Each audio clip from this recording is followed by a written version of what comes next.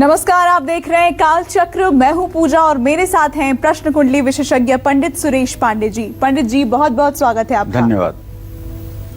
5 फूलों को छूने से, 5 फूलों को सूंघने से, 5 फूलों को घर में रखने से मिलेंगी आपको अपार शक्तियां। देखिए काल चक्र।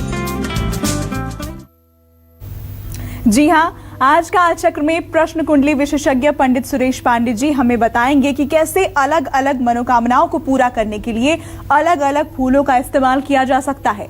इन 5 चमत्कारी फूलों को खास तरीके से चढ़ाने पर देवी देवताओं की कृपा भी मिल सकती है। साथ ही ग्रहों की कृपा पानी हो या किस्मत संवारनी हो तो कैसे करें फूलों से जुड़े ये महा उपाय। आज हमें पंडित जी बताएंगे 5 फूलों के 50 चमत्कार। तो बने रहिए हमारे साथ और देखते रहिए काल चक्र, क्योंकि आज का विषय बेहद खास है। इसके अलावा अगर आपका भी कोई सवाल है तो आप हमें फोन कर सकते हैं। हमारा नंबर है 0120665241। अपनी चर्चा को शुरू करें उससे पहले आइए जानते हैं आज का शुभ मुहूर्त।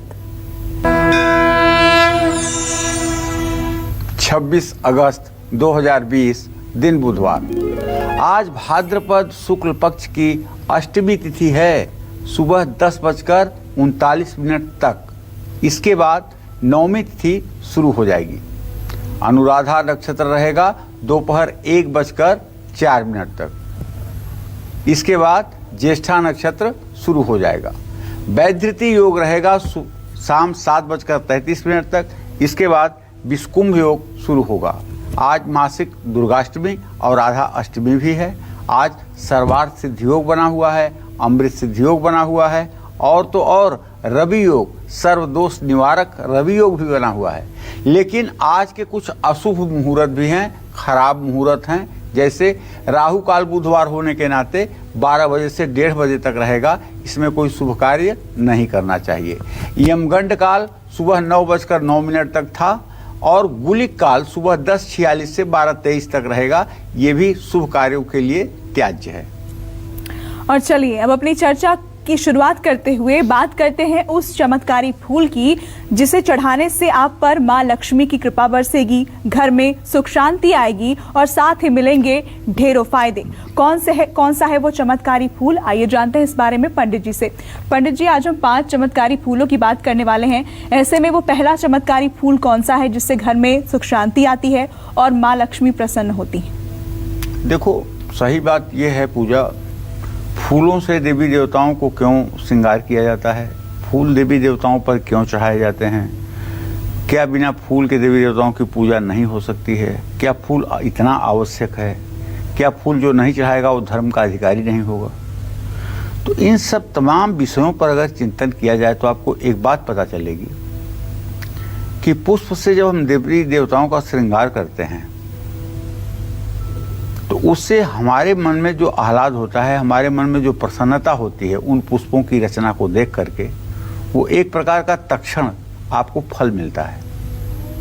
और देवी देवताओं के ऊपर जो चढ़ने वाले फूल हैं वो ताजे ही शास्त्रों में माने गए हैं। बासी फूल देवताओं के ऊपर चढ़ाने का विधान शास्त्रों में नहीं है। कुछ फूल हैं जिनकी बहुत इंपॉर्टेंस है, कुछ फूल ऐसे हैं जिन्हें समाज में कहीं पूजा पाठ में स्वीकार नहीं किया गया है। तो इस तरह से महत्ता है किसी की महत्ता बिल्कुल नहीं है। इन सारी बातों को ध्यान में रखते हुए वो कौन से फूल हैं जो हमारी ज़िंदगी को परिवर्तित कर सकते हैं, हमारे भाग्य में 4 चांद लगा सकते हैं अगर हम उनका स्पर्श करें या उनका देवी देवताओं को समर्पण करें, तो कौन सा ऐसा फूल है जो हमारी ज़िंदगी में बदलाव और ठहराव लाएगा। तो इसी विषय पर आज का हमारा कार्यक्रम पूरा केंद्रित है। तो सबसे पहले मैं अपने दर्शकों को बताना चाहूँगा पारिजात के फूल के बारे में। ये पारिजात का फूल जो है ना, हरसिंगार कहिए इसको या सैफालिका कहिए, ये पारिजात का ही नाम है। हरसिंगार भी पारिजात का नाम है और सैफालिका भी पारिजात का नाम है। हरिवंश पुराण में इस पेड़ को, इस फूल को कल्प वृक्ष कहा गया है। कल्प वृक्ष का मतलब ये होता है कि जिस पेड़ के सन्निकट जा करके और आपके मन में जो मनोकामना हो, मनोकामना करते ही पूरी हो जाए मनोकामना, उसको कल्प वृक्ष कहते हैं। और इसे देव वृक्ष भी कहते हैं। कहते हैं कि पारिजात वृक्ष की उत्पत्ति समुद्र मंथन के दौरान हुई थी, जिसे इंद्र ने अपनी वाटिका में ले जाकर के रोप दिया था। कहाँ? स्वर्ग में। पारिजात के फूल आपके जीवन से तनाव हटाते हैं और खुशियां ही खुशियां भर देते हैं। पारिजात की सुगंध मन मस्तिष्क को बिल्कुल शांत कर देती है। ऐसा माना जाता है कि पारिजात के पेड़ को छूने मात्र से व्यक्ति के शरीर और मन की थकान मिट जाती है। यानी ये समझिए कि मस्तिष्क की नेगेटिविटी, नकारात्मक सोच समाप्त हो जाती है। माँ महालक्ष्मी की उपासना में पारिजात हरिश्रृंगार के फूलों का विशेष महत्व माना गया है। वैसे तो शंकराचार्य ने क्या कहा है, कौन से फूल कहा है माता के लिए? दुर्गा मानस पूजा में देखिएगा, कहलार उत्पल नाग केसर सरोजाख्या वली मालती मल्ली कैरव केसकादि कुसुमयी रक्ताश्वमाराब्धि पुष्पै माल्य भरेण वैसुरभिणा नाना रस स्रोतसा ताम्रम भोज निवासिनीं भगवतीं श्री चंडिकां पूजये।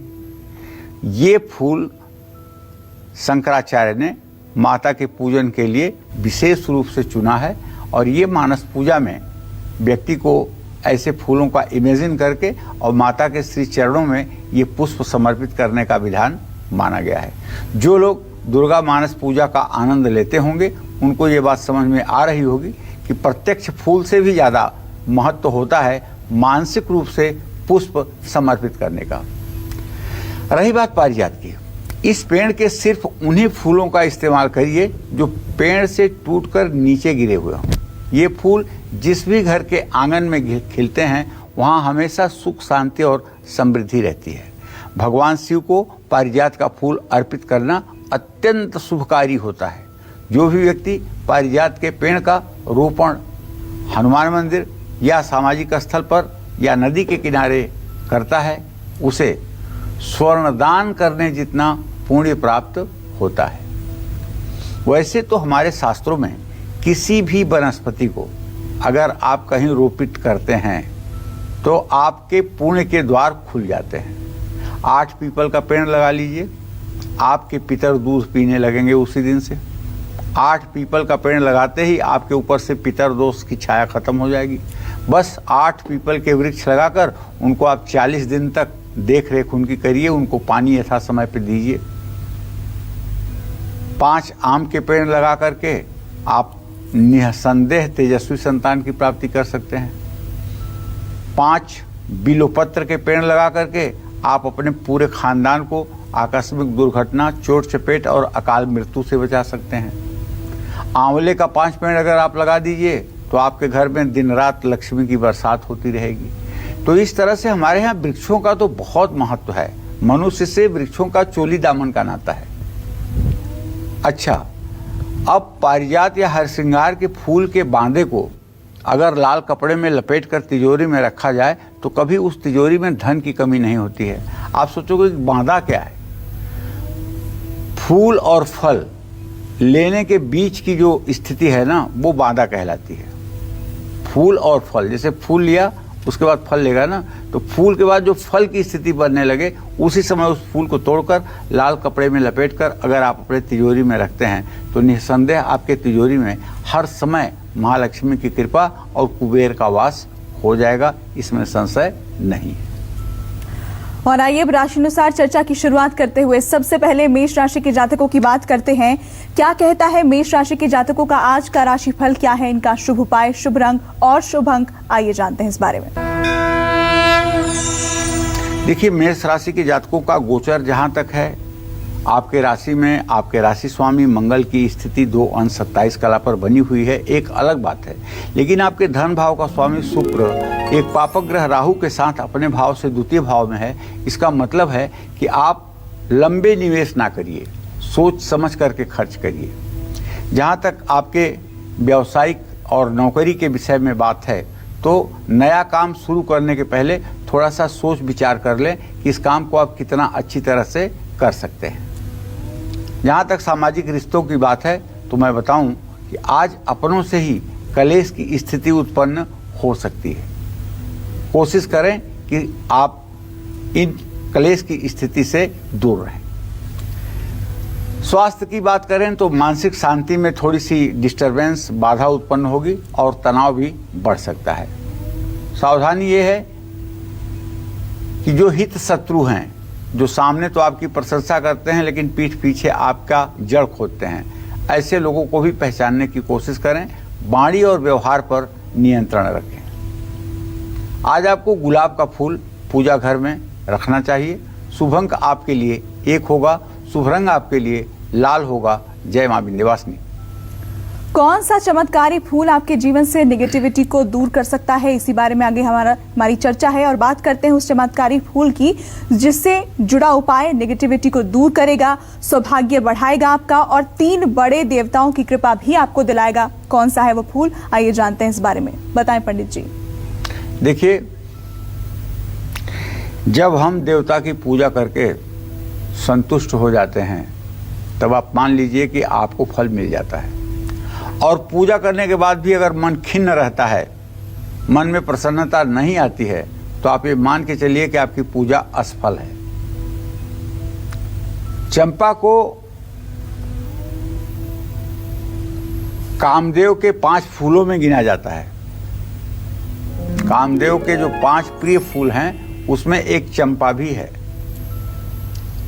हिंदू पौराणिक कथाओं के अनुसार एक कहावत है कि चंपा तुझमें 3 गुण, रंग, रूप और वास, अवगुण तुझमें 1 है, भंवर न आए पास।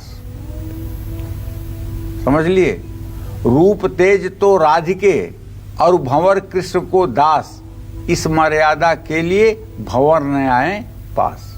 अब आप समझ गए होंगे कि इसकी महत्ता क्या है। चंपा में पराग नहीं होता है, इसलिए इसके फूलों पर मधुमक्खियां कभी नहीं बैठती हैं। देवी मां ललितांबिका के चरणों में भी चंपा के फूल अर्पित किए जाते हैं। ये ललितांबिका महालक्ष्मी की ही रूप हैं। ये ललिता देवी जो है, ललिता सहस्त्र नामावली का जो आप पाठ करते हैं, ये महालक्ष्मी का ही रूप है। महालक्ष्मी का ही यह नाम, एक नाम ललितांबिका भी है। चंपा का वृक्ष, चंपा का पेड़ वास्तु शास्त्र की दृष्टि से सौभाग्य का प्रतीक माना गया है। चंपा का पौधा जिस घर के आसपास होता है वहां से नकारात्मक ऊर्जा अपने आप समाप्त हो जाती है। भगवान सूर्य, भगवान श्री हरि विष्णु और मां पार्वती को चंपा के फूल अर्पित करने से मनोकामना पूरी होती है। भगवान शिव को उनका पसंदीदा फूल चंपा अर्पित कभी भी नहीं किया जाता है। जहाँ भगवान शिव को चंपा का फूल नहीं अर्पित करना चाहिए। वैसे तो केतकी और केवड़े का भी विरोध है, भगवान शिव को नहीं अर्पित करना चाहिए, लेकिन किसी किसी का मत है कि चंपा भी भगवान शिव को अर्पित नहीं की जाती है। तो फूलों से जुड़े और भी चमत्कार हम पंडित जी से जानेंगे, लेकिन फिलहाल बात कर लेते हैं वृषभ राशि के जातकों की। आज कैसा रहेगा वृषभ राशि वालों का भाग्य, क्या कहता है इनका आज का पूरा राशिफल, आइए जानते हैं। देखिए, आपके व्यय भाव में मंगल स्वगृही होकर के बैठा हुआ है और ऐसे में मैं कहना चाहूँगा कि आपके धन भाव का स्वामी धनेश बुध सूर्य के साथ इस समय सिंह राशि में गोचर कर रहा है। बुध अस्त हुआ है।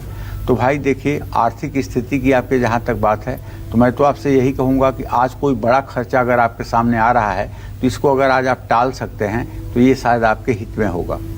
दूसरी बात, नौकरी और व्यवसाय के बारे में आपके मैं बात करूँ तो आज नए काम टालना बेहतर है, क्योंकि आज का ग्रह गोचर कहीं से भी आपके अनुकूल नहीं है। हाँ, ये बात दूसरी है कि अगर आप नौकरी करते हैं तो कार्य क्षेत्र में आपको लाभ मिलेगा, और यदि आप पारिवारिक रिश्तों की बात करें तो आपका बच्चा अच्छा प्रदर्शन करेगा, भाई बहनों से आपको मदद मिलेगी, परिवार के साथ आपका समय व्यतीत होगा। स्वास्थ्य के बारे में तो बस इतना ही कह सकता हूँ कि आपका मन आज ऊर्जा से भरपूर रहेगा, आपके चेहरे पर एक स्वाभाविक तेज बना रहेगा, सेहत भी आपकी अच्छी रहेगी। सावधानी की बात यह है कि साझेदारों के साथ संभल करके काम करिए। हल्दी या केसर का तिलक अपने माथे पर लगाइए। शुभ अंक आपके लिए 6 होगा। शुभ रंग आपके लिए हरा होगा। जय मां विंध्यवासिनी। तो चमत्कारी फूलों से जुड़ी अपनी इस चर्चा को हम जारी रखेंगे, लेकिन उससे पहले कालचक्र के दर्शकों को एक बार हम बता देते हैं कि अगर आप लकी कुंडली विजेता बनना चाहते हैं या फिर लकी लॉकेट विजेता बनना चाहते हैं तो आपको क्या करना है, आप हमें ईमेल कर सकते हैं। ईमेल आईडी है हमारी kalchakra@bagnetwork.in, जो कि आपकी टीवी स्क्रीन पर भी इस वक्त दिखाई जा रही है। इस ईमेल में आपको लिखना है कि हमारे 7 दिन के कालचक्र कार्यक्रम का विषय क्या था, हमने उसमें आपको क्या बताया, क्या चीजें आपको पसंद आई, और साथ ही अगर कोई सुझाव आप हमें भेजना चाहते हैं तो वो भी आप उसमें लिख सकते हैं अपनी ईमेल में। इसके अलावा अगर आपका कोई सवाल है तो सवाल पूछिए, साथ में अपने डिटेल्स दीजिए जिसमें date of birth, place of birth, timing और आपका पूरा एड्रेस उसमें मेंशन हो। सोमवार के दिन हम 3 लकी जन्म कुंडली विजेताओं के नाम की हम घोषणा करते हैं। हो सकता है कि उसमें से एक नाम आपका भी हो। चलिए अब चर्चा को आगे बढ़ाते हैं। कौन सा एक चमत्कारी फूल आपकी चिंता, घबराहट और तनाव को दूर करेगा? कौन सा एक चमत्कारी फूल वास्तु दोष को दूर करेगा और आपको कार्यक्षेत्र में तरक्की दिलाएगा? आइए जानते हैं इस बारे में। पंडित जी बताइए। देखिए, अब हम बात करना चाहते हैं रात रानी के फूलों की। रात रानी का फूल पहली बात तो रात को ही फूलता है। इसको चांदनी का फूल भी कहते हैं। इसकी खुशबू दूर दूर तक जाती है। रात रानी की फूलों की सुगंध से जीवन के सभी कष्ट मिट जाते हैं, इसमें कोई संदेह नहीं है। प्रायः लोग इसे अपने दरवाजे पर लगाना पसंद करते हैं ताकि इसकी खुशबू पूरे घर के वायुमंडल को तरोताजा रखे। रात रानी का फूल तनाव एकदम समाप्त कर देता है। आप फूल को छूइए भी मत, केवल रात रानी के पेड़ के पास रात में थोड़ी देर के लिए आप खड़े हो जाइए। सचमुच में आपका जीवन बदल जाएगा। सारी निगेटिविटी आपके शरीर की समाप्त हो जाएगी। स्नायु के रोगों में भी लाभदायक होगा और इसकी सुगंध से चिंता, घबराहट, सिर दर्द मिट जाती है। रात रानी के फूल मन और मस्तिष्क पर गहरा प्रभाव डालते हैं, जिससे सोचने की क्षमता मजबूत और सकारात्मक हो जाती है। जिन लोगों का चंद्रमा जन्म कुंडली में कमजोर है, वृश्चिक राशि का है, या फिर शनि से दृष्ट है, या फिर राहु केतु के मध्य है, उनको सोमवार को रात रानी के फूलों का इत्र जरूर स्वयं को लगाना चाहिए। रात रानी का इत्र भी आता है।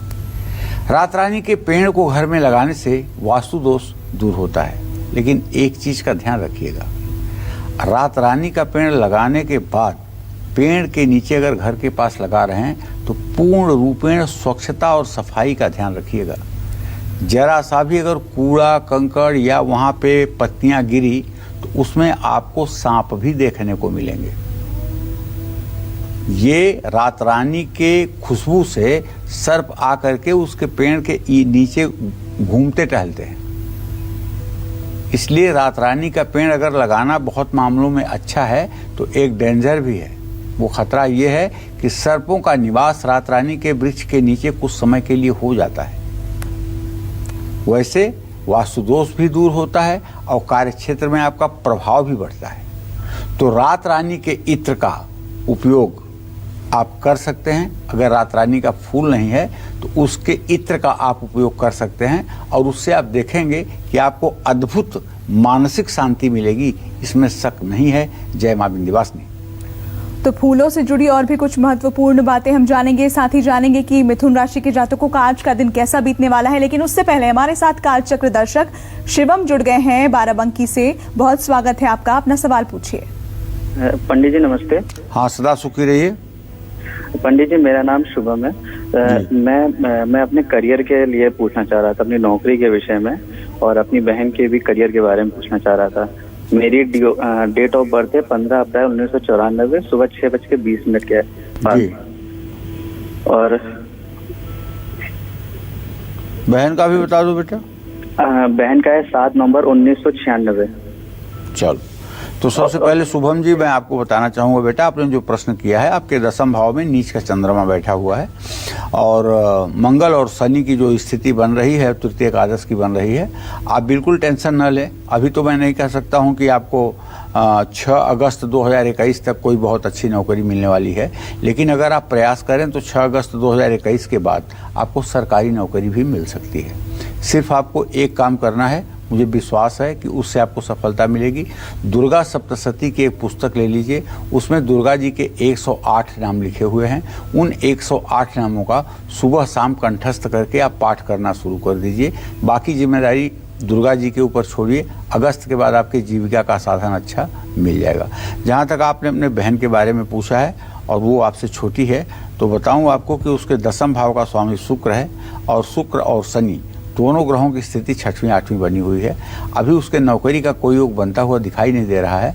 भविष्य का कोई मतलब कि बहुत अच्छा सीन नहीं दिखाई दे रहा है। 17 जनवरी 2023 के बाद उसके आंशिक भाग्योदय के योग बनेंगे। और चलिए अब बात मिथुन राशि के जातकों की करते हैं। कैसी रहेगी आज मिथुन राशि वालों की किस्मत, क्या कहता है इनका आज का पूरा राशिफल, आइए जानते हैं।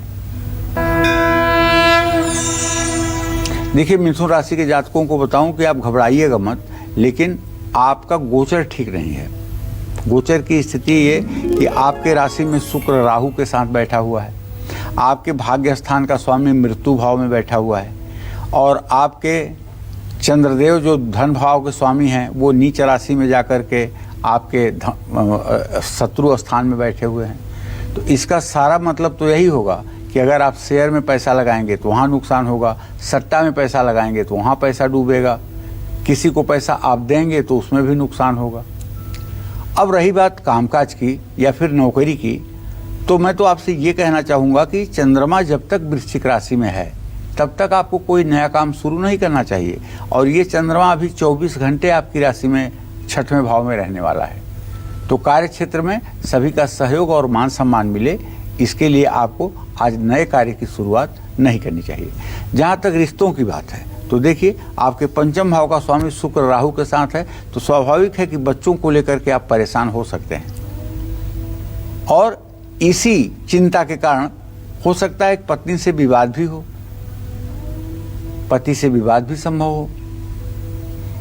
तो आज स्वास्थ्य तो आपका ठीक रहेगा, लेकिन मेरे सुझाव से आपको वाद विवाद से अपने को दूर रखना चाहिए।